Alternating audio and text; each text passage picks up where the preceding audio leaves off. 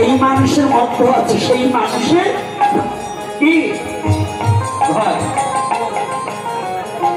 Driver আর গাড়ি যেমন একটা দেহ নয়, দেহটাকে পরিচালনা করে দেহি, এটা সনাতন ধর্মে কয়।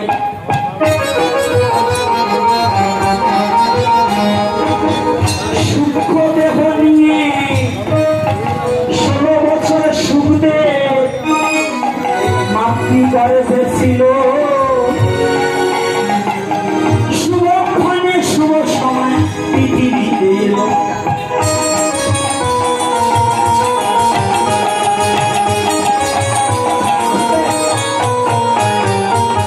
দাদা বাবা, শুভ সময় কোন সময়?